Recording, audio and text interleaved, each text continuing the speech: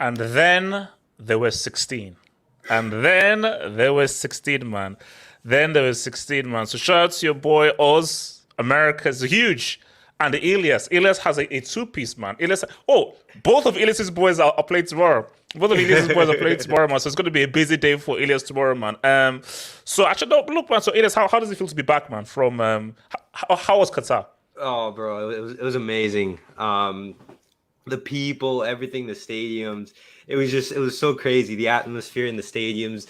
There were people all over the streets from like every single different country, just like singing and chanting. Doha was amazing in general. The city. There was a lot of stuff to do. You can go walk around, visit stores. The food there. They had some shops where you can go eat food. It was just amazing overall. Loved it. Wow. What was the vibe after that Saudi loss? Oh, bro. Wait. So everyone was like, "Oh my gosh, we're finished." Like, yeah, oh my, okay. So like the Argentina fans, like, I was listening to it. They weren't too worried, just because when they looked at the game, like they it was like a shock result, but they were confident they were going to go through. But in the stadium, it was like 80% Saudi Arabian fans. And when they did score, the stadium just like fell down on the Argentina team. Like it felt like a home game for them, just because Saudi Arabia is so close to Qatar. And like the days after, whenever you'd go out the street and like wear the Argentina jersey, people would like come up to you and say like, "Hey, where's Messi? Where's Messi? Well, where's Argentina?" and everything. And just like it was such good vibes in general in the world. Yeah, no, so look, that's good. So guys, look, man. I mean, so what we're going to be doing, obviously, we have to review what the hell just went on with Ghana and so forth, and because there's so much to say. We're going to just talk about the Ghana Uruguay game. We may talk a bit on Patrice Evra and so forth, because I think Evra said what's up, and then obviously touch on Susan, but really I think afterwards it really is about the knockouts. What does the knockout look like? Because we now finally have all of our teams and we can actually plan the path as to what a potential final could be. Now, here's the thing. He's my GOAT, so I will not comment on I think it's a 5.18 who scored rating, which is the 5th worst rating at the World Cup and everything. So I'm not going to comment on that because I feel that my GOAT is going to rise. My GOAT will rise against the Suarez. Don't you dare bank against the GOAT. Don't bet against the GOAT. He'll rise, man. So guys, like the video. Subscribe if you're new, man. Please hit that like button and feel free to send in those dubs, man. Those super chats help to keep this channel growing and help to keep it healthy, man. So send those things in, man. So let's get in with that show, man. So let's start, guys. I don't want to be rude. Guys. I don't want to be rude. But could you make an argument that Ghana should be made part of Uruguay? Or that there should be like a town in Uruguay named Ghana or something? Because I don't think I can remember the last time that one country has completely punked another country through this, because you have the chance of having retribution, a penalty again. Here's the thing. If it was an amazing save, you know what they say, man, your luck is bad. It was so bad. Do you know what was trending on Twitter? They said, oh, he was paid. Because Andre Ayew literally passed the ball to homeboy. It was like, oh, there you go. I was like, really? And see, it's just so funny how football works. So when that happened, I said, oh, no, it's over. Like, it's finished, blah, blah. Like, because there's nothing Ado could have done. They were too emotional. It was too emotionally charged. Once that happened, psychologically they were good. And when you just look at the defensive mistakes they made, it was over. So once Uruguay got that 2-0 up, it was everything. Now, guys, if you watched my Twitch stream, this is what I said. Now, I said this without thinking about South Korea. I said this because I was like, oh, it's 2-0, but hey, 2-0 can easily be 2-1. Keep Jaws on the field. Keep that guy on the field until you get a third. I totally disregarded South Korea. I said, look, it's only 2-0. Why take them off? So I sure you're going to defend this whole thing. Now, I don't know how Ghana would not score. I said, no, keep these guys on, get a third, destroy the game, and I'll see what happens. I was bearing out. I didn't really care about the South Korea game. Okay, blah, blah. Okay, 1-1. What's up? I'm sure Portugal with the score, it will end 1-1. Then when you had that South Korea scored, Uruguay must have been like, oh, damn, because the changes they made was to defend. And their psychology was, okay, hold it, defend, and everything. So then they're like, oh, the guy who scored 2 goals on the bench, the guy who had 2 assists is on the bench, Cavani is washed up and so forth. What the hell do we do? So I think that's on the manager just completely flopping up. And shout out to South Korea, man. But, bro, I mean, look, at least if anybody wins in this, it's Evra. If anybody wins in this, it's Evra because of Suarez's twist. Because, yeah, look, it's pretty much bittersweet. It's like you have 2 assists. You dunk on Ghana yet again. You're literally now the full-on Ghana villain. Ghana is in your pocket. But then you see your country go out and you can't even do anything because you have to now watch it from the bench. It's crazy. I mean, Elias, talk to me about that crazy Ghana Uruguay thing and South Korea going through, man. No, yeah, you could just like see the narratives like written like right before the game even started.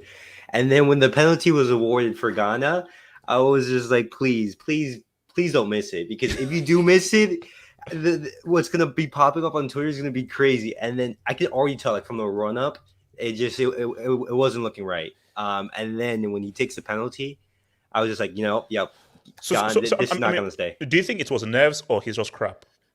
I think it was a little bit of both. I think the pressure got to him, just like saying, like, hey, this is the situation that my country was in the 2010 World Cup. Yeah, I can't mess this up.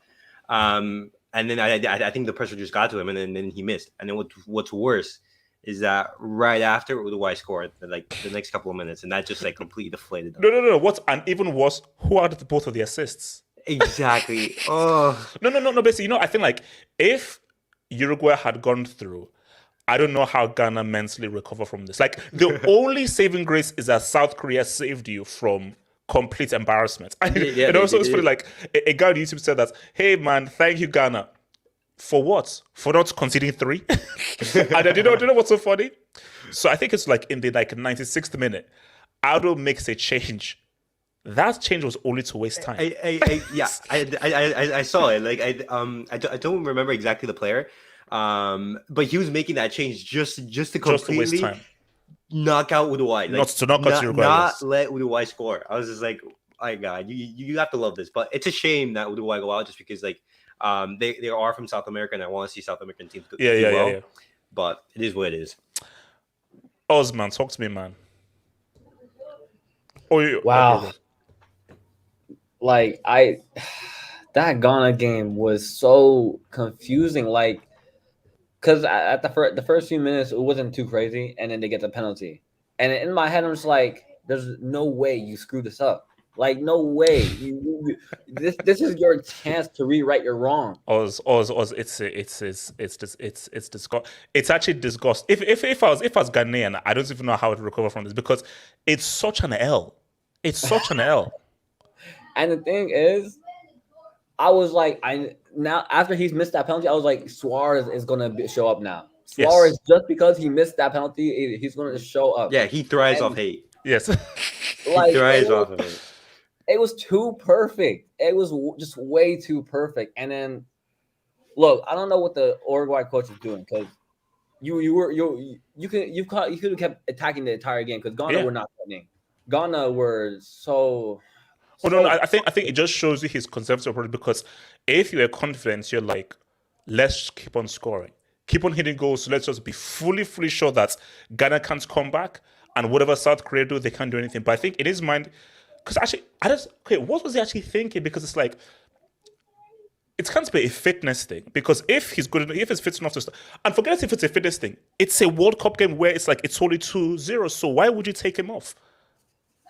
It didn't make sense at the beginning, so I'm just like, what do you literally take off because Suarez was the reason why Uruguay was so good attacking. Yes. Like he was a problem. Everything that was attacking, everything that they created was through Suarez because Suarez is a threat, and no matter what age he is, he's very intelligent. He knows what he's doing. He knows how his IQ on football is incredible, and now you take that IQ away. I'm just like, you're playing for a draw now, and then no one expected South Korea to score. Nobody. Nobody. No, I was going to say when the news came through, I was shocked. Actually, wait, Oz, is there like a birthday party happening in your place or something? Oh no, they're just messing around out there. Oh, okay, yeah, cool. No. When the news came in that South Korea scored, I was like, you're kidding me. And my thing is that it came in so late for Uruguay. Uruguay were like, oh, sugar, do we even have enough time to say what's up? But like, once the changes were made already, it was like, oh, snap. But you have to credit South Korea. And also, we've got to spell South Korea. Did you see Son's pass? Yeah, it was clutch. Crazy. It was clutch. That 70-yard run, oh my God. Like, he but they were literally like 4 guys around him, and he put it through the guy's legs. Mm-hmm. Well, what I have to give credit is just for, I think it was Juan Hee-chan who made the run with Son. Yeah. Because if Son makes that run alone, they don't score. And just credit because you basically have to sprint just like 60, 70 meters just to have the chance because South Korea in the game, they didn't really create that much. And the chances that they had, they put away. So congrats to South Korea because they're through to the knockouts. Yeah, it's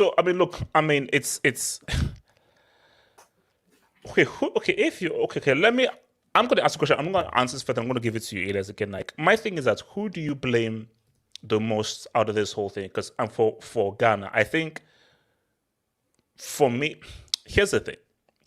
I think for Ghana, I think that it's a case of trying to hold on to the old guard. And let me explain this to you. Why are you playing the Ayews? They're too much being there. Then someone will say, oh, but what about Cannibal Suarez and Cavani? No, because the Ayews at their best were either tier 3 or selling fruits. That's them at their best. Cannibal Suarez at his best was amongst the top 4, top 5 best players in the world. Cannibal Suarez at the best was the best striker in the world. So you're dealing with a guy who forget how old he is now. Based on what he's done in the game, he's afforded to still be part of the team based on like what he was. Ayew, at your best, you were still nobodies. You've been nobodies for your entire career. So my thing is that who was Ghana's best player in this whole World Cup? It was Kudus. Mm-hmm. And he represents the future. So my thing though is that it just shows the weakness of the manager that these guys shouldn't be parts of Ghana's present or the future. But because of their names, because they're the sons of a very famous Ghanaian player, Abedi Pele, they were forced to play. So, Iles, who do you say is most to blame for this Ghana, complete disaster, man? Was it Ayew who performed well in the last game that they played? Jordan Ayew, he came up with 2 assists, Yeah. So you can see why the coach is playing him, but then again, this is like a key moment where if you score this, you actually have a chance of going through the knockouts. I don't know if who Ghana's best penalty takers are, but if you would imagine if your best player who so far this tournament, kudos, is performing at such a high level, you'd think that the responsibility will fall on him. At the same time, Ayew has been with the national team for so long that he would have the responsibility. And I think the pressure just got to him. And I think it's 50-50 on the responsibility because the coach is responsible for choosing the players that go out on the pitch. But then, once again, those players have to respond to the manager. Oz, who's most to blame for Ghana being legally but having their custody taken by Suarez and Uruguay? Look, honestly, it's their own fault. They literally decided to self-implode in that game. Like you don't go to Uruguay hoping you draw that game. You go into every game hoping to win each. No. game. But no, I felt they tried to win the game. Like Ghana, based on what it was and based on the history, Ghana would try to win the game. It's just that you had a penalty and they flopped. I think because the moment they missed the penalty, that was it. Psychologically, their heads were gone. Are we gonna talk about how Ghana was probably the only African nation to disgrace Africa at this World Cup? Yes. Oh, yes. Question. I mean, and who did Ghana beat to qualify for the World Cup? No. Okay. Let me know. Hold on. Let me be real with you. Nigeria wouldn't have gotten out of this group.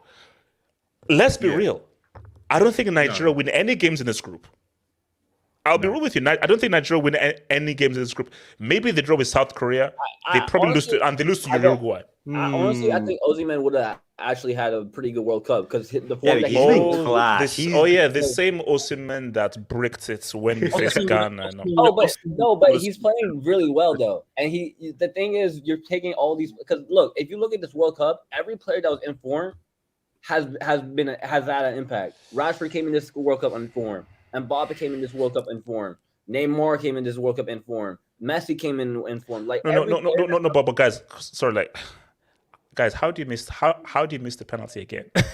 I can't get past that. How do you miss the penalty? Because seriously, before I was like, this is poetic. This is the perfect kind of retribution. You have a penalty again.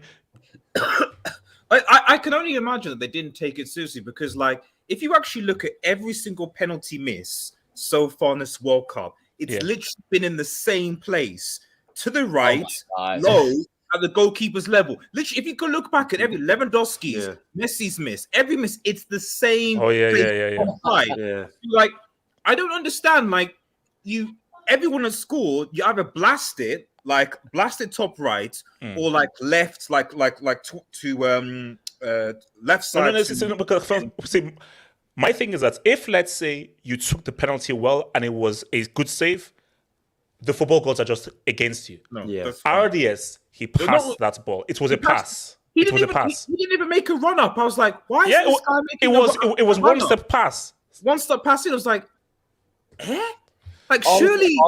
Honestly, Honestly, I thought you'd actually fly in. I said, I saw that tweet. That was crazy. Literally, I was like, because you knew that if they had scored that penalty, they get I think that they will go on the momentum. They go on at least not lose. No. That penalty was the game changer. They score it. I think they either win or they draw. Once they missed it, mentally they were gone. Man City psychologically they were gone. They were Because gone. all they needed to do was either draw this game or win. Yeah. That's all they needed to do because they were going South Korea 1 goal difference. Everything was set for them. So look, honestly, this is the best. If you're thinking about this, not the best way, but it's a feasible way because now South Korea are through and Uruguay are out. And look, Ghana were like, if we're going down, you're coming with us. Yes. Yeah. No, because I was saying to them that like you know, he made a sub like in the 96th minute. That sub was merely to waste time and to make sure that Uruguay don't score. And also, but here's the thing that this thing that pisses me off. So Ado, the Ghana coach, he stepped down as the coach. They sent on Ado. How has he stepped down before those bombs, the Ayews, who are literally just using nepotism to cling on to a place in Ghana? Like, wait, he stepped down? Yeah, he stepped down as coach. Which, why? This is not. But I get it. He's emotional. It's heartbreaking. It's an emotional move. But there is no reason why he should step down because this ain't on him, bro. This is on those. It's on that clown Andre Ayew. It's on him. I mean, it's on him. You let your country down. I mean, to be honest, if we're going to keep this that, Ghana should have actually they shouldn't have. I don't like Adou's tactics. They shouldn't have lost to Portugal in the way that they played. Yes. They could have at least gotten a draw. Yeah. So, they obviously came up against South Korea. You know, they beat South Korea quite convincing the way they played. Even against Uruguay, I was like, okay, I know they're a bit nervous, a bit cagey, etc. So, but I know that this Ghanaian team can be better. So, you know, but you're right. Like the penalty isn't on him, but the sort of the complete capitulation by the Ghanaian team. You know, I don't know. And like I said, it's if only because of Son rising in the East, and I'm sure we'll get to that later. Like he's had a great tournament. No, we're in here because we're doing it now. My thing is because I didn't watch the game, so like I'm not speaking about Ronaldo because I think that he's going to show up against the Swiss. But apparently they said that he assisted South Korea's first goal. Yeah, is that true? Yeah, I think so. I think a bad header, right? as from my understanding, like him and like Cavani and Suarez didn't get on. So he was kind of like, listen, like I hate these guys. Let me just let me just 3D chess. Exactly. No. But like Son, the thing with Son is that he's not had a good tournament so far, and you're the captain and the face, and guys are like, oh, how for what about your guy? My thing is when you're the main guy, just make a huge play. Make a huge play. That pass, that is what you call a clutch pass. Like injury time, 5 guys around you. Threading the eye of a needle. Pass, yeah. That's money. And also what we're saying was that the Uruguay coach he messed up. Now, I wasn't even thinking about the South Korea game. I said that it's only 2-0. If Ghana scored 2-1, game on. I remember Ghana just need 2 goals to send yards. Why are you taking off the goal scorer and Jaws? Keep them on until you at least get a third goal. But that's why so go on. It was such weird timing when he made the sub because Ghana were in the ascendancy as well, which made no sense. That's why I don't know what it is things, but that's why I think that Uruguay, if I'm honest, deserve to go out because they do. Up until the third game, like they had this essentially defensive, not to lose, boring kind of style of football. They obviously were playing on passion because they had to beat Ghana, and so the mentality from the coach down is that we must not lose. We must not lose. We must not lose. The fact that, as you rightly said, you made defensive substitutions, not even knowing that you're through because you don't know about the other game, is complete. Is completely. No. Because my thing is that like against Portugal, it's karma because they got knocked out on goals scored. Yeah. So because my thing is that against Portugal, they were just fighting. The moment Portugal scored, they had like 3 or 4 amazing chances. Yeah. So only when they had to now play did they really come out and really play. So my thing is that I just think that it's like a defensive. It's almost like a cowardly approach because they're like, okay, 2-0, Ghana on the ascendancy. Let's try and so basically like your kind of defensive, conservative tactics. Played things against you, man. So and I think that's the irony. Like they didn't qualify because on goals scored. So they actually been a more attacking side. That's actually what they actually would have. They're not saying what they're not. Yeah. Also, one last thing.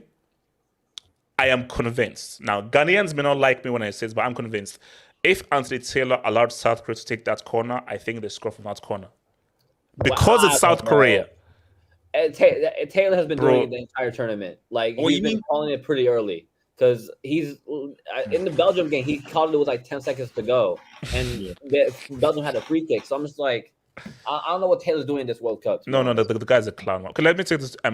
Prince. Oh, hey, my good friend, Almadas, man. Don't disrespect Ghana, you brick. Nigerian, unless you shire.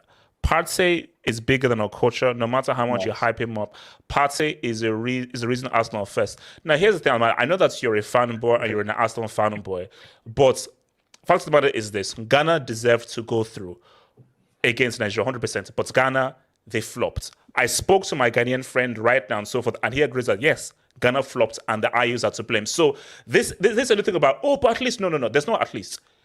Ghana, you flopped big time with Ayew missing that penalty. Andre Ayew missing that penalty and totally here's the missing the penalty is one thing, then totally succumbing to Uruguay. Because remember, a draw and you still go through. I'm sorry, it's an L.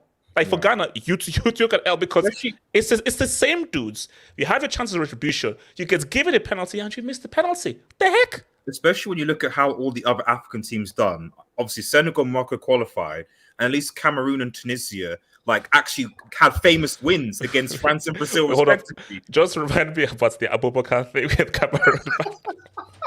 Because that's amazing. We need more refs like him. We need more refs. I have to do that. So we hold up Ghanaian mass debater. Today, I feel South Korean.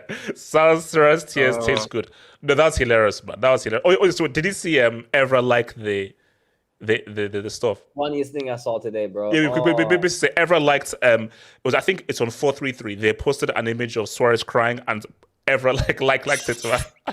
Did you just get baited just there? Am I reading that into wrong? Oh, what? You got baited, man. We could have just ignored this one. We could have just ignored that. I know you could have. It's just I know. We're close to. Close to just. Yeah, and then look. Yeah. Okay. Fine. You want me, prick. Raphael Sean. I'm Korean and so happy. I cried when look, man, South Korea, man, shouts out, man. They kept on going. Like, bro, nobody had South Korea coming through. Guys, like, okay, Ghana, basically, pretty much, okay, can Ghana draw Uruguay? And maybe, that's the thing. I think Uruguay, they disregarded South Korea, maybe as well. Because I think just said, it's Portugal. Of course, Portugal are either going to draw or win. Nobody thought South Korea would beat Portugal. But of course, Portugal had made changes to their team. I think they were so focused on beating Ghana that they consumed with that and the whole, because especially when Suarez had come stuff like that, they didn't really seem to realize. They didn't think about it. So they didn't do the math like, wait a minute, you need a third and a fourth potentially. So they messed up. Yeah, I didn't even understand why Son was crying the other game, because I was like, are they out? And then now I'm starting to click. I'm just like, why are you crying? You still have another game. So I'm just like, I don't know. The manner in which they lost, I think that's probably why, maybe. Talent FC, flirting, Brazil, France, Portugal, Argentina, Spain, losing, harassment. No, you know why you can't make that comparison? No, all these teams, other than Spain and Argentina, all these teams didn't have anything to play for the last game. Yes, true. Yeah, come on. Like it was Portugal's B team, Brazil's B team, France's B team. Drew to a trash USA team who's primed for 2026. You have to take that into account. Yeah. Look, no, just a guy. Mr. KK, Suarez is now the legal guardian of Inaki Williams, man. He might be the legal guardian of Ghana. That nutmeg. Yeah. Ooh, that's nasty, man. Yeah. That's nasty. No, because that was it's sort of so crazy because the guy was arguably man of the match because those two assists, how he was playing and so forth, the guy was balling. I was like, oh God. If he played like that against Portugal or South Korea, they would have gone through. That's the thing. So that's why guys said people thought Uruguay would top the group. It's just that their approach was if they actually had a much more attacking approach, they would have beaten South Korea, maybe drawn or beaten Portugal and beaten. So Uruguay should have topped the group. I Even know, though it's like, more positive. Araujo is a big miss. Araujo is a big miss. You guys Yeah, are lucky. You guys are lucky because he didn't get to play a single minute in this World Cup. So he I know. Let's go. Exactly. He goes back to Barca for like. Omar Rushdie, it's going to be a France-England via Argentina and Brazil final, I think. France and England can't play the final, though. It can't be France-England. No, but the hard side of the bracket now is actually on the other side because like at the start of the tournament, because everything's now messed up. It's all messed up now. Everything's been flipped now. All the hard teams are going on the other side now. Yeah, they're all good on the other side. It's all flipped. It's all flipped. Yeah. No. Basically, we will look at the reverse soon. That it was Ghana wasting time to prevent Uruguay. I know that was petty. That was petty. That was petty. Let's get Jackson. Tech Twitter DMs. I can't see your DM. Maybe send it again. I didn't get my DM. I'll check it again. Send it again. I didn't receive anything. RDZ. How has Soleimani not played more in this tournament? He's way too good to be on the bench. Favoritism. How the Ayews are still playing when these guys are complete bombs. It's favoritism. It's nepotism. It's a madness. These guys are crap. Qatari Home Office and Embassy. Ghana team visa revoked. Lukaku team plan seized. Oh, Lord. But Lukaku is a chill. But Brazil is weak. Can't even compare to the 94th. You can't judge this Brazil team when they play their second place team. Now, what this shows is that that whole Jesus starting, maybe not. All right, now let's talk beef. Now, guys, I don't want to get political here, so I won't. But let's just say that there is huge beef between Albania and Serbia. I don't want to send, because I just looked through Twitter and everything, and apparently, now I don't know if it's true, but maybe this guy can read lips. Apparently, the Serbian coach was sending some insults towards the thingy place. So, and also you saw Xhaka grab his crotch and so forth and everything towards the guy. So this was a very tense game. But guys, let me ask you this. So are Switzerland good, or are they just hard to beat? Just out of curiosity, who did Switzerland in the Euros? No. I believe it was France. So who did Switzerland beat? I don't know. You don't know? I forgot. Okay, I forgot. So if I remember, it was only just over a year ago, Switzerland were playing arguably the favourites to win a competition, the Euros.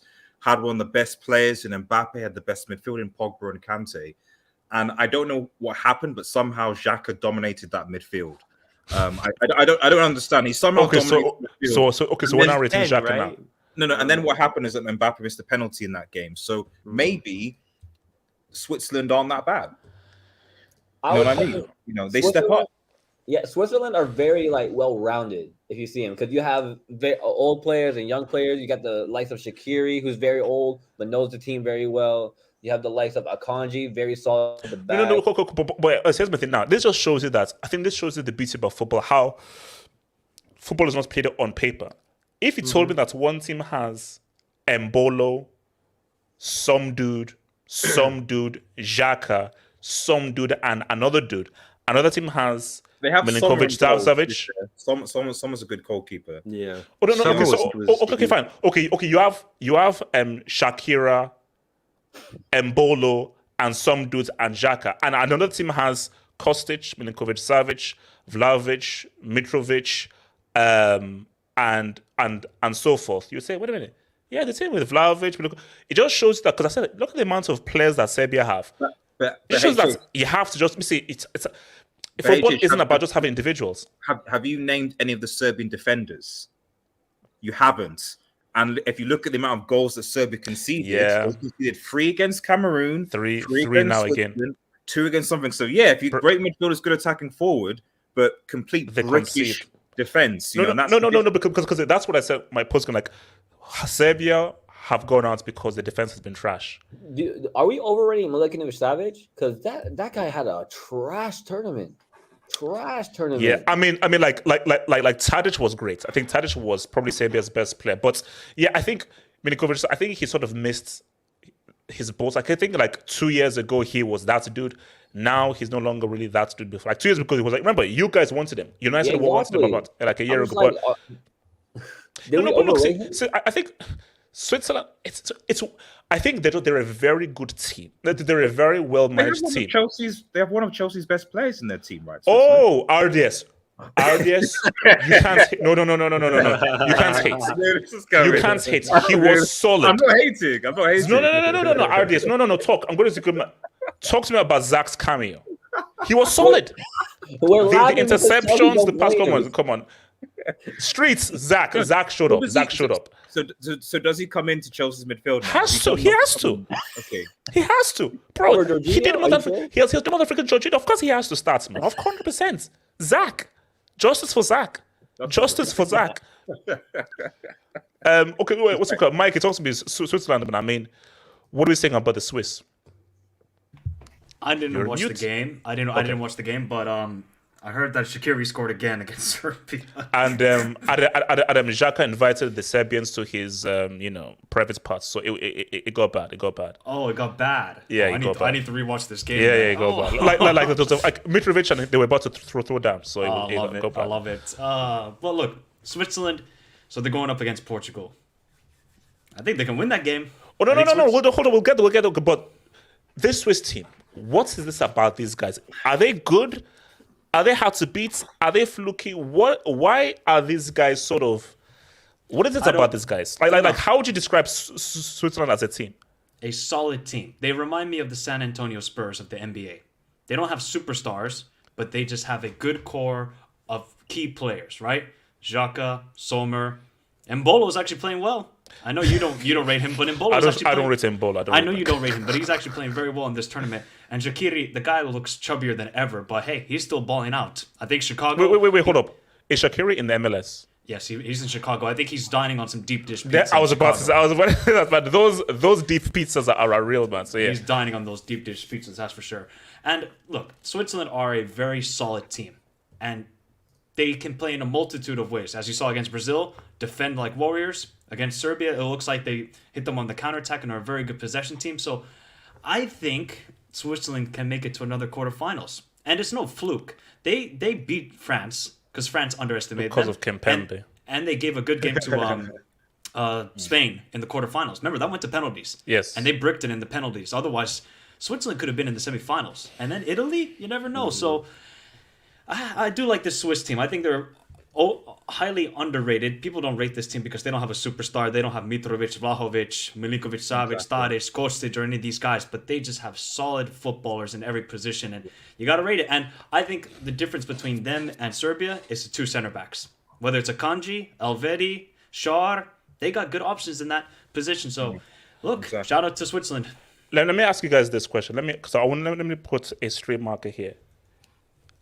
I think, for me, I don't think I'm wrong in saying this. Now, we can't say that this is the best World Cup so far because we need to see the knockouts. Yeah. Can we all agree that this has been the best group stages of any World Cup? And this might arguably be the best group stages of any tournaments that we've seen. Sorry, best group stage of any international tournaments that we've seen. Yes, absolutely. Because the difference between I tweeted this out. So 1998 was the first time that it was 8 groups, and only 2 went through. Before then, it was third best place. So it became 8 groups in 98. Since then, this is the first time that not a single team finished with a 100% record. Yes. So essentially, that's what I'm saying. So it's like the difference between the so-called big teams, so-called small teams. Basically, it's been erased. It's completely gone rid of. And I think, I don't know what the stats on this, because obviously European teams have dominated the World Cup for a while, but this must, because at least 8 of the teams out of the 6 that qualified are non-European. Yeah. Like, I think the other 8 are. So I think it's like half-half. 8 European teams, or maybe 9, I'm not sure what the difference is, and 8 non-European teams. So again, that further adds evidence to the fact that, like, the difference... So go on. No, because I think... And also, as I say, people say, oh, because it's in Asia. The last time it was in Asia. Look at what happened. But no. Asia, it was just South Korea. That was it. And let's be real, it was referee tax. Yeah, this is like, no. Tax. The Asian teams have genuinely done... The Asian African teams have generally done better. Exactly. So, also was South Korea, and that was it. This is like, you look at Australia, you look at Japan, you look at South Korea, you look at Morocco, you know?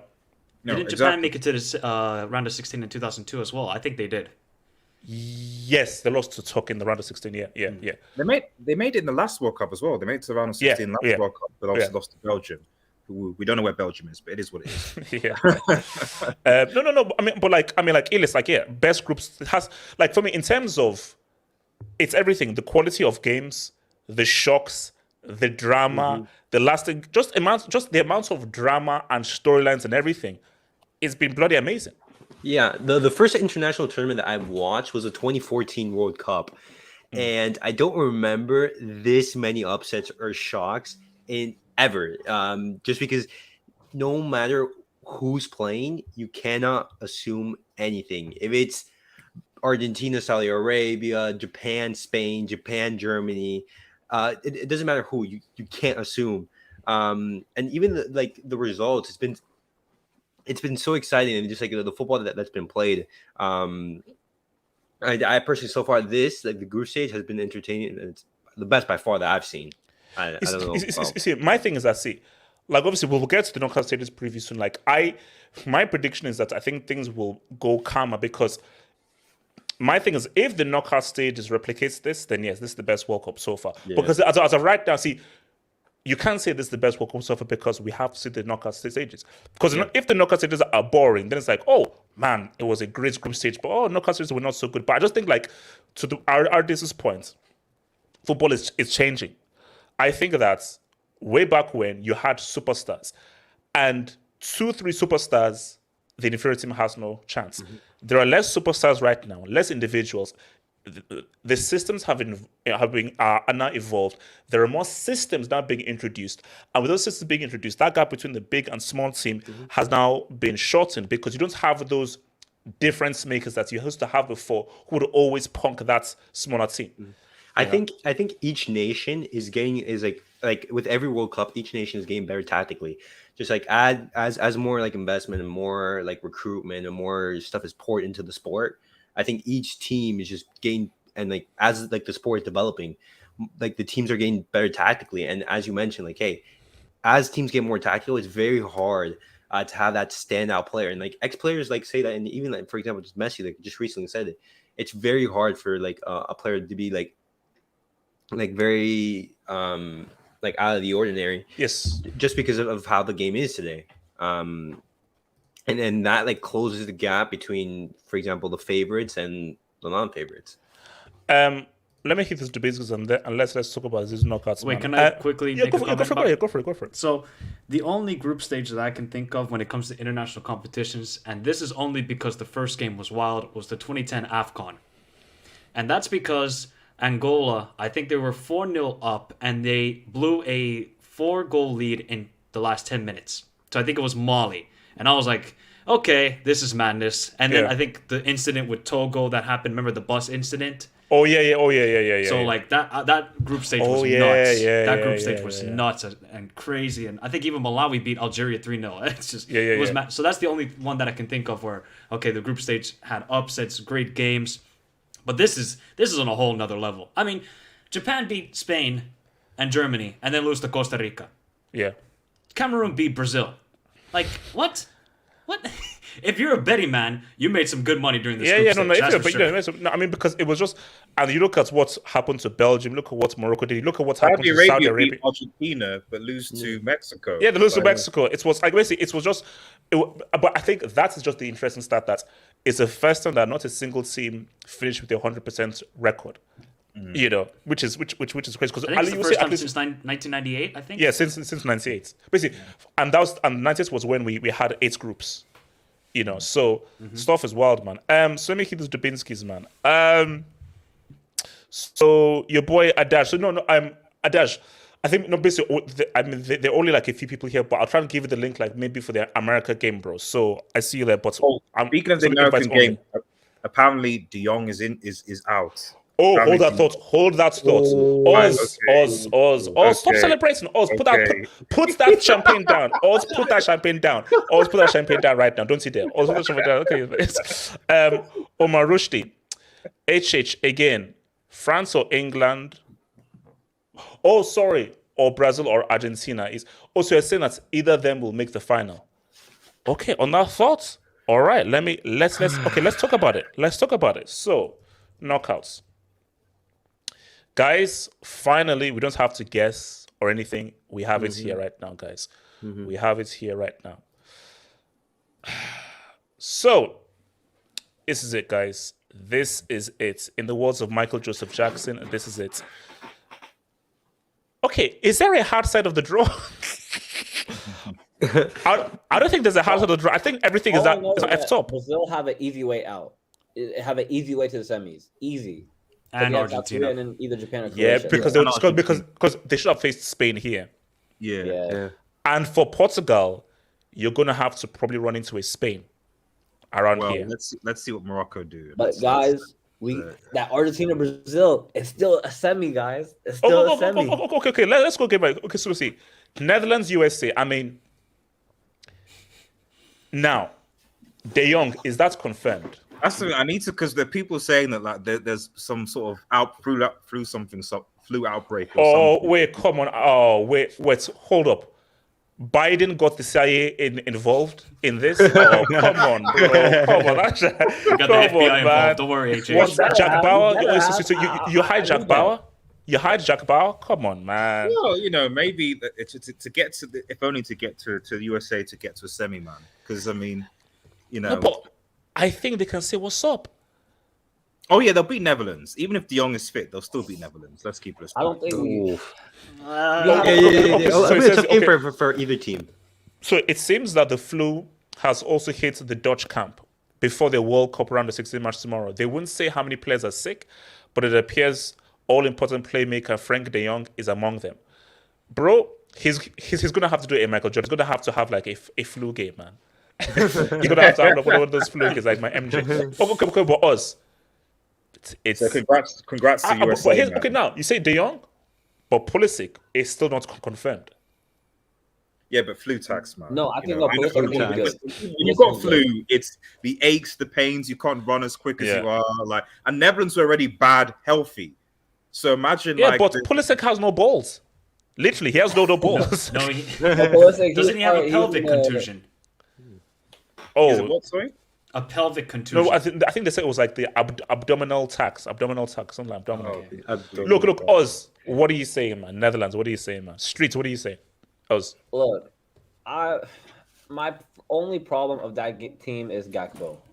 Gakpo is so lethal, and when you have a USA side that don't take their chances, it's scary. So look, as much as I want to call something right now, I'm scared of saying something. I'm so scared because this will be the furthest we've ever gone. No. America was supposed to in 2002. Yeah, that's the furthest we ever gone. The quarterfinals. Yes. Well, to be fair, we did make fourth place in 1930, but yeah, but that doesn't count. Yeah, that doesn't count. But this will be our best World Cup we win. Okay. I mean, Elias, does he start Reina or he's still? Ooh, I don't think so. Let me say, does he even play Reina, or does he still not say that? Because if Pulisic is out, he has to use him. Yeah, he's one of their best players, but he hasn't played so far. I don't think at all so far this tournament. And actually, looking at the USA, I think this is the best chance to go forward. Because when you look at previous Dutch teams, they were filled with elite level superstars. When you look at this Dutch team, it isn't as good as previous ones, but it still has elite players. For example, this one, elite. I'm thinking of Van Dijk and Frankie De Jong. Yeah, that's it. Yeah. Previous Van Persie, Robin, Schneider. No, but yeah, still, but he's still Holland's best player. One of Holland's best players. That's still a fact, So yeah, exactly. Mike, you look, man. I mean, can your boys rise, man? I don't know. I'm already nervous. That's for sure. I just, we have nothing to lose because I don't think a lot of people had the USA making out of the group. Yeah, no one. Yeah. Yeah. So I think Holland have more pressure on them. Louis van Gaal said they're winning the World Cup. Not Greg Berhalter. Louis van Gaal did. So everyone says that, man. Yeah, but still, it's Louis van Gaal. Now, the only problem I have with this game, one manager is experienced in these sort of situations. The other is a complete novice and a rookie. And that's what worries me, that Greg Berhalter will do something stupid in-game, like if we're leading and then we go too defensive, he takes off a couple of attacking players, puts in defenders. That's what I'm worried about. So I think we can... No, but sorry. If America win this game, it will be in spite of Berhalter. Yes. And I think individual brilliance. Yeah, and if Netherlands win this game, it will be because of Berhalter and because of Louis van Gaal. Exactly. Yeah, that's exactly how I see it. Something that we also should mention is the lack of rest that these players are going to be having, because these guys played on Wednesday. Yeah, it's the next day. Yeah, exactly. And they're playing again tomorrow. I think it's only 2 days of rest, and that's going to be like a big factor in like deciding like, hey, what team is going to go out there, just because like they have to like be fit for this game, but at the same time you want to pull out your best lineup. And it was a tough. Well, against Qatar, it wasn't really that much, but it was a training session. Yeah, exactly. But my thing is just that I think Netherlands win because they're more experienced, and Berhalter just sort of like you respect them too much and you just do something stupid. If America go at Netherlands for me, they're very similar to Belgium in like their psychology. When the going gets tough, they don't like it. Like if you bully them and harass them, they don't have the mental fortitude to really react. So if America really say, no, let's go at them, press them high, be really physical, high energy and so forth, earlier on to now get an early goal, then pace yourselves, that'll be the key thing. So I think America have to go trying to get an early goal, then pace themselves, not tell themselves and everything. But if you allow Netherlands to play their game, allow them to be relaxed, allow them to really play their tempo, it's game over. And also Holland really struggled with the physical teams like Senegal and Ecuador in the group stage. So if the USA can do that, we have a chance of winning this game. I think this is like 55-45 for Holland. Yeah. Because they are experienced and they have... Like Frankie de Jong is the best midfielder. Like yes. in this game, for sure. If he can run the show, that's going to be a big issue then for Tyler Adams, Weston McKennie, and Yunus Musa. And let's see if Captain America rises again and scores the winning goal. Ooh, sick for president. Sick for president. Exactly. I just can't wait for Weah versus Daley Blind. It's gonna be so funny, bro. This is Captain America against Dumfries. Yeah, no. Also, Weah is placed on the right. Mm-hmm. But here's my thing. So who plays on the left for America? Captain America. Pulisic. Yeah, Pulisic. Oh wow! Against Denzel Washington, man. Against Denzel. All right. So what's it called? Elias, easy dog? Yes. Or no. You said yes to begin with. No, That was a very quick yes. That was a very quick yes. No. This is like because remember, Saudi lives.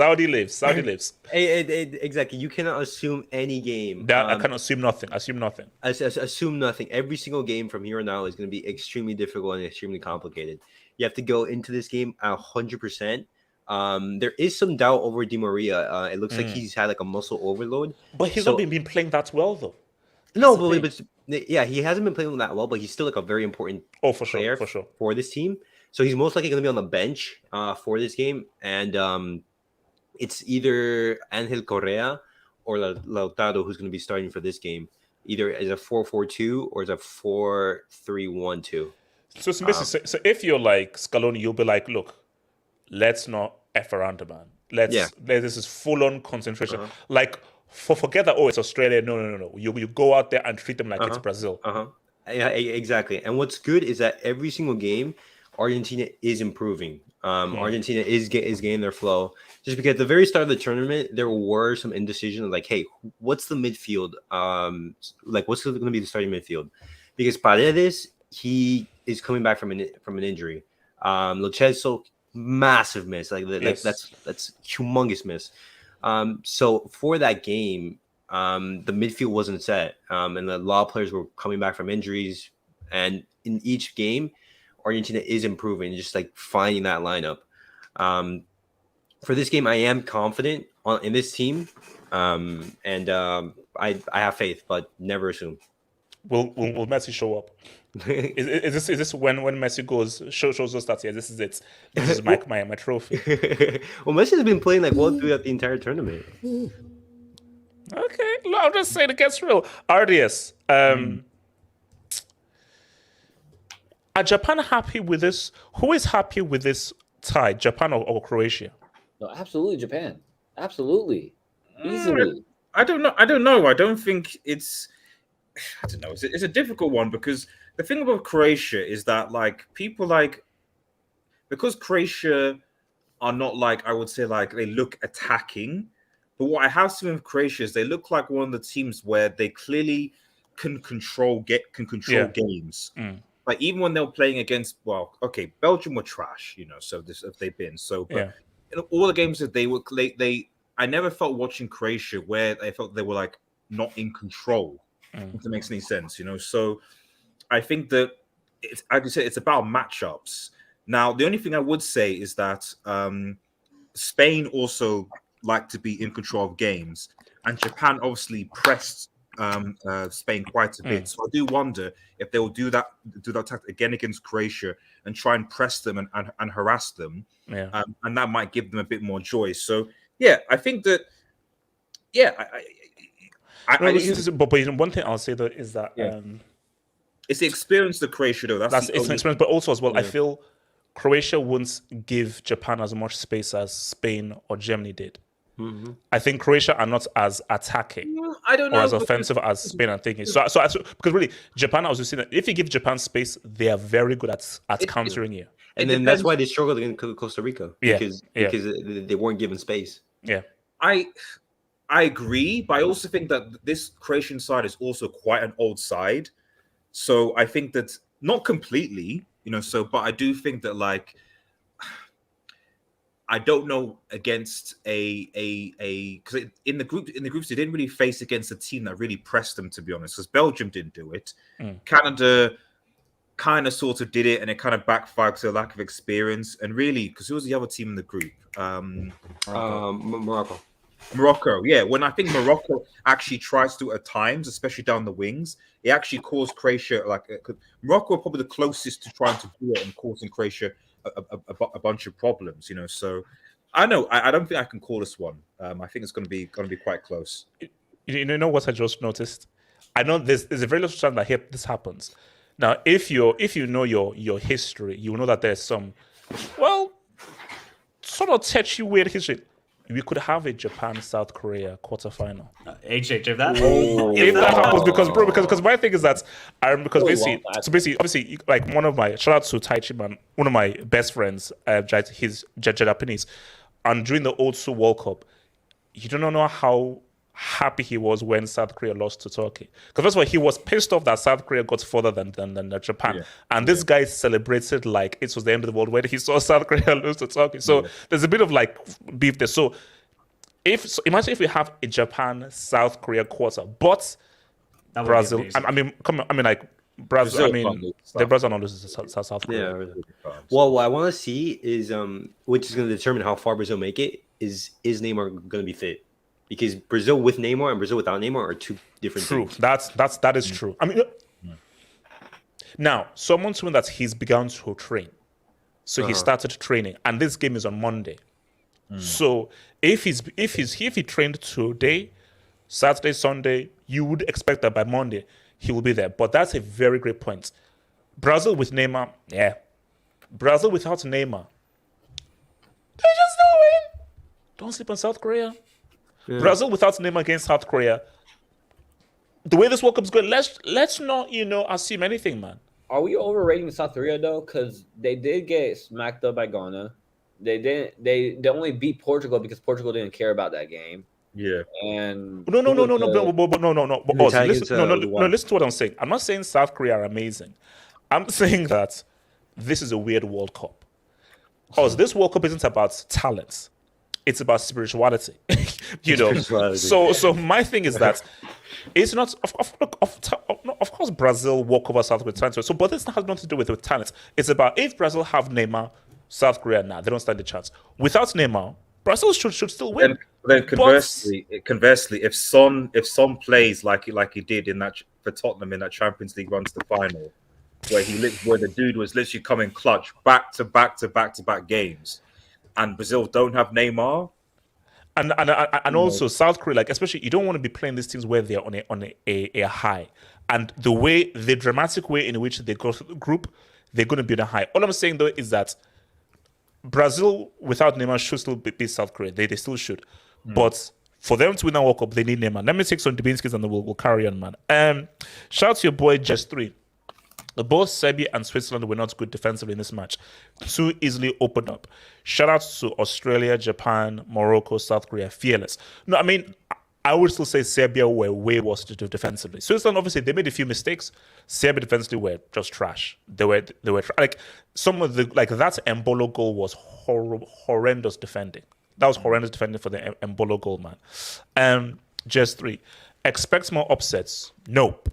In groups, the inferior sides play with caution to get out of the group. Now they are fearless not to lose, no margin for error.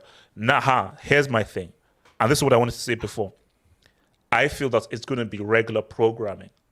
I feel that now where there's now high jeopardy, zero margin of error, the games are going to be a bit more boring, much closer, and I feel that the top teams will be a lot sharper now and lots more focused. So you're going to see less upsets in these knockouts. We'll see maybe 1 or 2. Like I won't there will be less. You won't be seeing. There may be 1 upset, but I expect most of the superior sides to go through because now this is now where it now gets real, and this is where the World Cup now gets really real now. So you're not going to be seeing because now remember, look at Argentina. You can lose your first game and still go through. Now you lose, you're out. Yeah. There are no second chances now. So those top teams will now be fully more focused, more than they were in the groups. And on top of that, you also have to think that hey, teams now can't play for a draw because if you play for a draw, you're going into extra time. And this is where the big teams with that humongous depth in the bench, they can bring on these players, and that's the difference. And thank you. I think what you're going to see from a lot of teams is let's try and go to penalties. Let's play for penalties. Exactly. And that's the key thing as well. 5 subs. Yeah. 5 subs. So that will help for extra time if you cannot have 5 subs. The only thing I'll say is I do wonder whether the increase, because part of how I got to extra penalties was because a lot of teams were time wasting. People start time wasting earlier on. But now you're adding on, so you're putting in 5 subs, and you're throwing injuries, you're going to be adding on 12, 15 minutes onto additional time. So I do wonder how many penalty shootouts will actually have. That's morning. Perfect. You know what? I said again. Now, I want to know whether they'll actually employ that into club football, which they should. I love that time rule. I love it. Yeah. Because right now is, okay, go ahead. Waste time. We'll be here. For me, I'm a fan of let's settle this in open play. No, it's a lottery. I'm actually a fan of hey, if the ball isn't in play, just stop the clock. Because the ball isn't moving. If there's a foul, fine, stop it. It decreases time wasting. Okay, that's my thing. That's because if it's added on time, you're still sort of guesswork. Stop the time. Yeah. So once the time is stopped, that's it. It's stopped. So waste all the time he wants. This thing is still stuck here and so because my thing is let's be real. That's added on time is still sort of guesswork still. I think it's more logistics because if you stop the time after every single stoppage, it gets kind of a bit difficult to kind of keep track of things because you've got substitutions, then you've got the throw-ins, how long they're taking the throw-in for, etc. etc. But the thing that we've seen, because we've seen stuff like +10, but you know what? I just thought about that. It's going to be hard to employ it into club football because of different programming. For the World Cup, you can maybe cater everything around the World Cup and so forth. Because again, +10, +12, you're now going to go into different programs and everything. And you're like, we have catered this thing for a 2-hour slot and so forth. But if you now go through with this and you have to go through the halftime analysis, post-game analysis, it may run through another program which is supposed to be there. But still, granted, but that's a great point though. How many penalty shootouts will we see with these times added on and so forth, which I think is great though, because they'll add on, because even if they do after that get extra time, they'll add on more time onto the extra time. Yes. So you might have another 60 minutes of football. Yeah. Look, it's great. G-Doc, Pulisic is confirmed fit by the USA time. So is this confirmed? He's fine. Yeah, he's fine.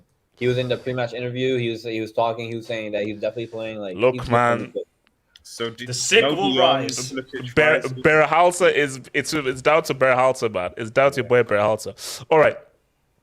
What if Poland say? What if Lewandowski says what's up? No, he's They're getting annihilated. It's 3-1.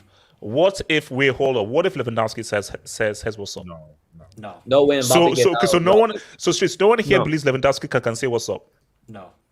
These guys are No. bad. Lewandowski can score. Poland are not going to say what's up. I think it's like that because like Poland, they haven't been convincing so far in this tournament. I think France are just like too strong on the side. I think yes, Poland can hold France to a draw, but then like as the time goes on, I think France's quality is going to show, and that's when a moment of magic from Mbappe, from Griezmann, or something like that is going to shine. So no one is saying Poland. No. You're so boring, man. Okay. Actually, I'm going to come to Arde since he's the most English out of all of us. King Charles Studio. What's it called? Can Meghan Markle rise? Okay, look, Arde, here's the thing.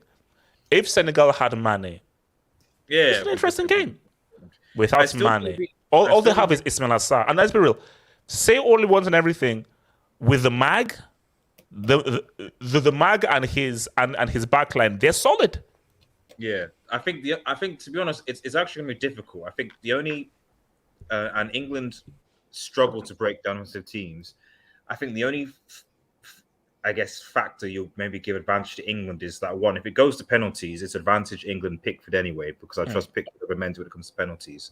And even just keeping wise, like, you know, there's still a question mark. Yes, he's on 50k. Yes, he's still on 50k a week. Yes. There is still, and like, I don't know, there's a part of me that feels that like it's quite possible that he might, like, someone like Rashford might embarrass him, you know, in this game, you know. So if it's not Rashford, I mean, imagine, bro, imagine if Mason Mount sits Mendy down in his goal. Is Chelsea teammate? Aha. No. Wait. Does he start Mount? Absolutely. That's fact. Over Madison, over Grealish, he still starts Mount. Yes. You start Put your England captain.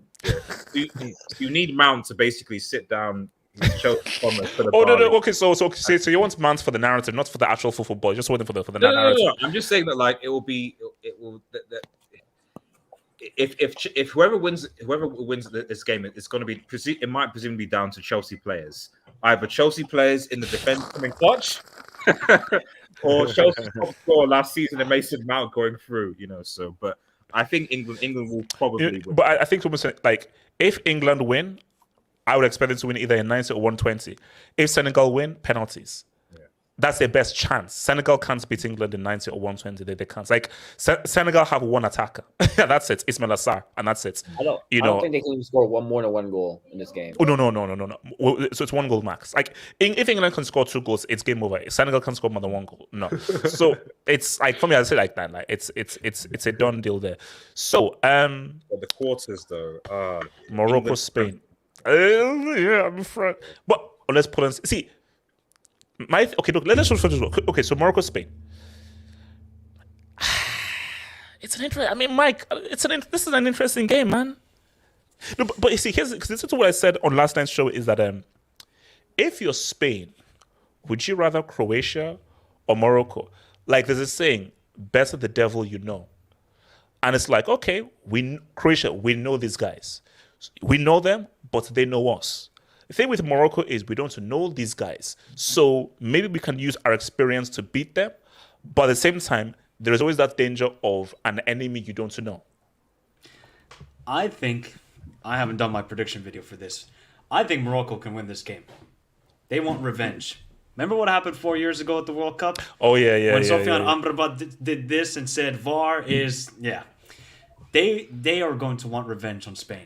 Everyone is saying Morocco. Everyone in the streets is saying Morocco. Because this is a good team, HH. They are defensively very good. And they don't need possession. They have shown it in this World Cup. And what do Spain do? Keep all the possession in the world. Everyone is saying Morocco. And with the direct attackers that Morocco have, I think they can cause the upset here. this would be an upset. Let's be honest. Yeah, here. it would. Spain have a very good team, and there's no doubt about it. And they have a fantastic manager. But I think Morocco, with the way they're playing and the crowd, that's going to play a huge factor in this game. You see, I think that's the thing. It's like they're defensively very good, as Mike said. They don't need the possession, as Mike said, and again, as Mike said again, that home crowd is very key. Yeah, that crowd is going to be very key. The stadiums were filled with Moroccan fans. I was like, it was impressive, just like how many people were showing up. Simon is also and HH, the Yetch, man, the Yetch is balling. I know. Yeah, no, don't worry. He'll be a starter when we get rid of that bomb ass mounts and so forth. He'll be a starter for us. So Morocco, Spain. What do you say? As much as I would love to see Morocco beat them, and that'd be hilarious. Here he comes to ruin the fun, man. I mean, the thing is, Spain are very good when it comes to possession. They're such a well-oiled team, and I feel like Morocco, this being Morocco's first time in like the round of 16s, that's going to. No. They made it in '86. Are we really counting that? Yes. Yes, we are, man. Okay, respect the 80s. Respect the 80s. What did that possession do to them against Germany and Japan, though? See, the thing, those are very out. Like Japan are on the counter are very, very good, and Germany is it's a weird one. Germany are just weird in this World Cup, but I don't think Morocco have the same attacking, like the same pressing movement as Japan had. Because Japan, when they press you. Like they make sure you don't have any time on the ball. Morocco, I haven't seen that against Croatia. I haven't seen that against Belgium. Yes, they were good, but I think they were because they were the better team, not because they sat back and countered. I think Morocco were fundamentally better than Belgium. They were definitely better than Canada, and you could say that they were better than Croatia. So, but Japan, when they beat Spain were 10 times better than them. It's just that because they were so pressed, they pressed them so much. Spain made too many mistakes, and that they capitalized. So I think Spain do beat Morocco, but man, if Morocco does win this, are we looking at Luis Enrique's funny? Slightly. Okay, look. Here's the thing, guys. This is not a jinx. Switzerland are going through, man. Relax. Ardius, can I please talk? Can a man just talk? Let me just speak a little. Okay. This is not a jinx. It is a jinx. No, here's the thing. Switzerland are very good. And yes, this is the kind of game that Portugal lose. But you know what it is? And they beat France, remember? They beat France, yes. Yes. So they are very good. For me, I think Portugal, they are prepared for this. And I think Portugal are like... Wait, what are you laughing? I think Portugal are like, look, this ain't no slouches. So Portugal are going to be super, super sharp for this. Okay, let's go around the room. Am I the only one that thinks Portugal will beat Switzerland? No, I think Portugal are going to win. Yeah, Elias, tell them. Okay, Elias, they think I'm a jinx thing. So let's come from you. Since you're No. Of course, I'm a Messi fan, but looking at the teams, I think Portugal have way too much quality to fail against Switzerland. Yes, Switzerland beat France, but we don't have to assume that every single game that Switzerland is going to play, they're going to win. Portugal have played some good games so far in the group stage, and this, even though as much as I hate to say it, this is the type of game where there is a penalty or there is a chance, and he shows up. He does show up in these type of games. He does show up. As much as I hate to say it, he does show up in these type of games. Thank you, Elias. You are so shameless, AJ. No, Stop. Yes. I don't think Portugal have that been like. Yes, I against Ghana. RDS, there's nothing you can say. RDS, Elias has been fair. No, they haven't been playing like fantastic football. They played good games. They haven't been playing great. They played good games. It wasn't anything mind-boggling, but it's just winning the game that you have in front of you. You don't have to play brilliant football. You just need to win. Elias, it's about Gid. Thank you, Gid. Look, Exactly. there's one man. There's only one man that Portugal needs to show up that day, and that is the guy that is way better than that industry plan. Oh, wait a minute. I'm Bruno. saying, let me. If they, we already Bruno has we been already, key. we He's already been talked playing about this. super good. That's We true. already talked about this. Every time Portugal play well, that guy plays well. Yeah. There's a correlation. HH. Yeah. My Oh my midfielder, me and RDS's midfielder is the reason Oh, Portugal are I even can't- here right now. I can't wait till you guys in 3 months' time say, "Give Bruno out of my club." I cannot wait for it. Listen, relax, man. Relax, HH, I mean, I'm sorry, not HH. RDS, you were just 4 months ago saying, "Give Bruno out of my club." Yes, So yes. Okay. Yes. But I mean, okay, Yes. okay, Explain yeah, that. What? Okay, my explanation is that I know a lot of Liverpool fans who said Darwin Núñez was going to be the highest top goal scorer for the Premier League this season. Not me. No, not me. Not me.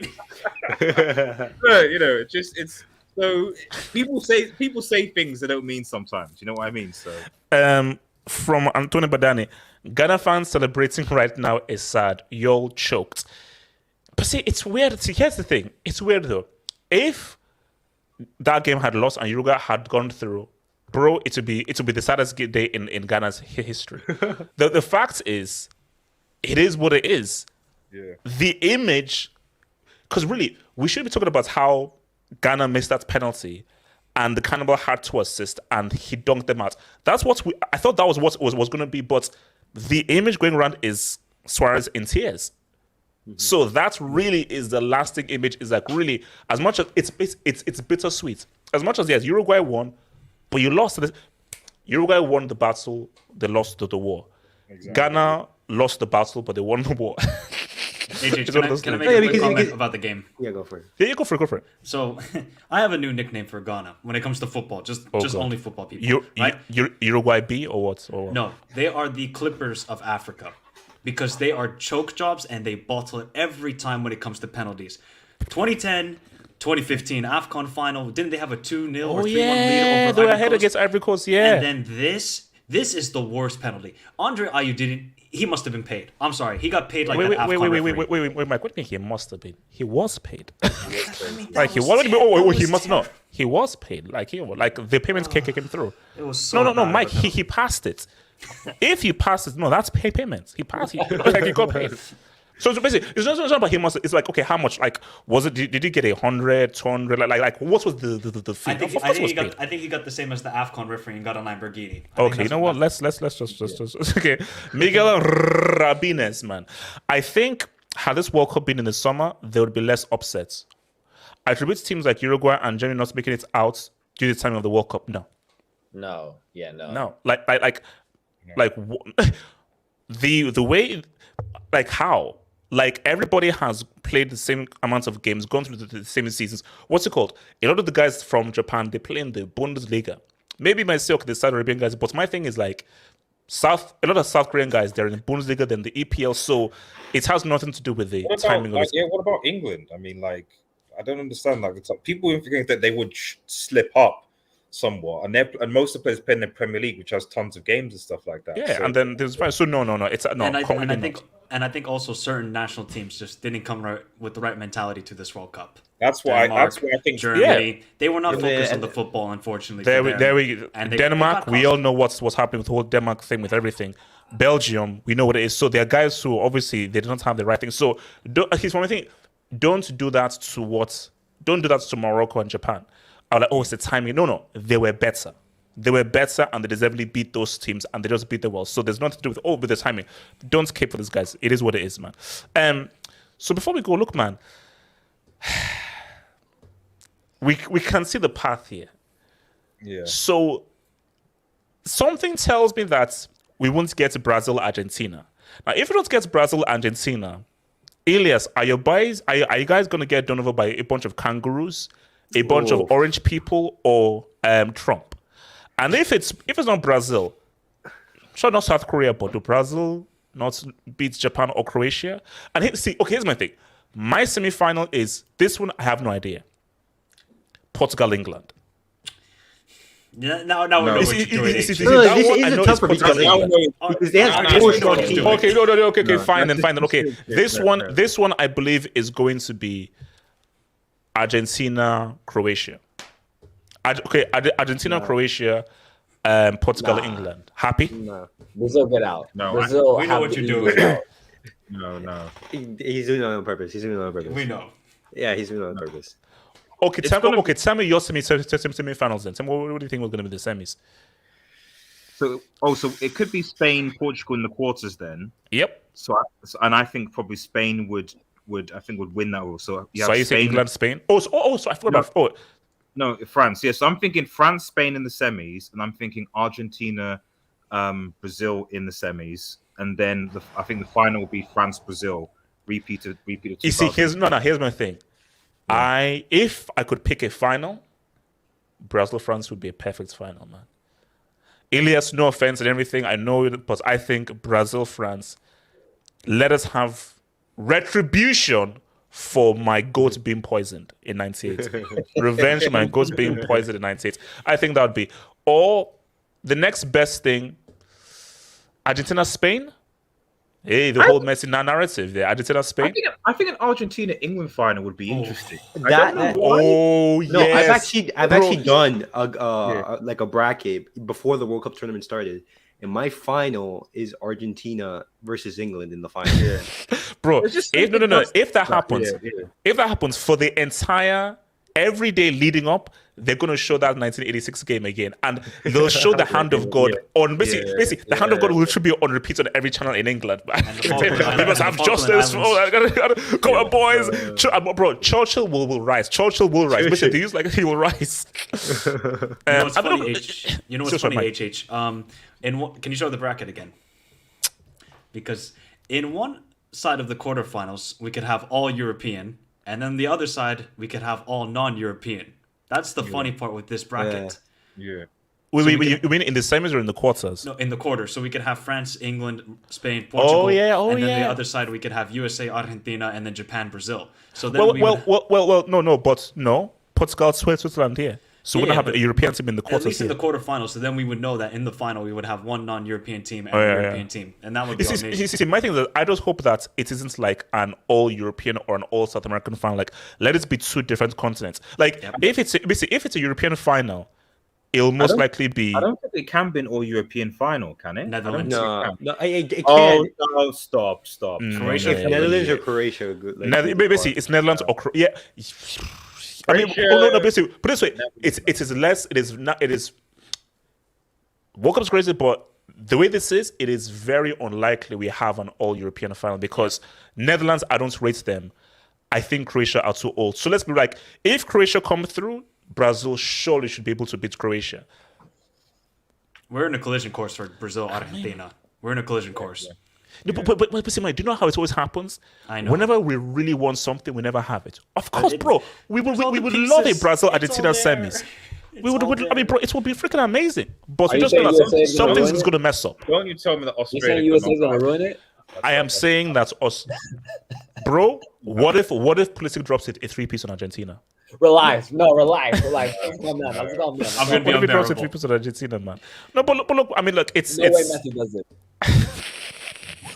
I want to go. So Antonio Banani says France v Argentina final. She's true. That's interesting. On Mbappe. But guys, let us see. You see, okay, am I the only one who thinks France don't get to the final? I mean, I guess in theory, France go far. France go far, in my opinion. But France won't get to the final. Basically, France get beat by. Semis. I guess in theory, your prediction of a Portugal-Argentina final is not completely. It's not. No, but Portugal has like a very. Hold on. Let's see. All Portugal needs to do is beat Swiss chocolates, beats Tapas Bar, beats Churchill or the Eiffel Tower, and they're in. The thing with Argentina that's a pretty tough road to go through, though. Yeah, I mean, it's okay. That's pretty tough. The Portugal thing is tough. It's tough. You'd favor if they do somehow get through them. You would favor them in the final, though. That's what I would say. So, like, they would be if they can get through France, England, and because you know what they say. Whenever you have like a tough route, that team that has a tough route normally goes to the final. But let's be real. whoever wins that other semi-final, that's going to be a slot. If it's Brazil, Argentina, whoever comes through there, you're like, because that's going to be a slog depends on match. how long I think. Well, especially again going back to the additional time that's been on to the games. How much time cumulatively are these teams going to be playing? How much is tiredness going to have an impact? Yeah. How much is potential injuries going to have an impact? So I don't think that by the time we reach the final, that we're not going to see injuries, red cards, tiredness, etc. So the team with the most squad depth, I think, will. So let me quickly. So Abritz Ferrer says, can Messi and CR7 get a knockout goal? Like, Okay, if Messi can't get a knockout goal against Kangaroos, No. I don't need Messi to get a knockout goal. I need Elias, Messi to play well. I do. I Elias, need I Messi. do, though. No. I need Messi to play well and have Argentina win. That's the most important Oh thing. no! Help me, no. See, Elias, for me, because I'm petty, I need that. Oh, yeah. If you're Argentine, who gives a damn? Yeah. Just help us win that World Cup. Yeah. Just help us Messi win that can World drop Cup. stinkers like 0 out of 10s throughout this entire tournament, but if Argentina win, Oh, that's all that. Yeah, that's all I'm Do saying. not let Di Maria carry him to a final. Don't do that. No. Do not let That's Di perfectly Maria carry fine. him. But Oz, do you know I how the want Di story? Maria to carry me. No. Oz, it is what it is.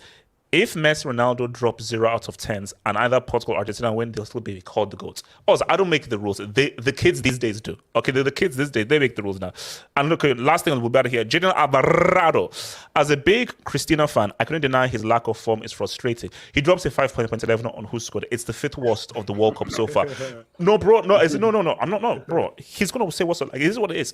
He's so panicky in front of goal. Forget, you cannot let things get to your head. Jaden, my GOAT is going to rise against the Swiss. Relax. There's no need to panic. He's coming clutch. Omar Rushdie, England must not win this place. Anyone else? Guys, the way this World Cup is going, England or Australia may say what's up. Guys, it's been swell. I shall see you guys tomorrow, Saturday. America, good luck, man. Good luck. Elias, don't you dare lose to the guys who imprisoned and killed the Aborigines, man. Do it for the Aborigines. Peace out, Africa. Peace out.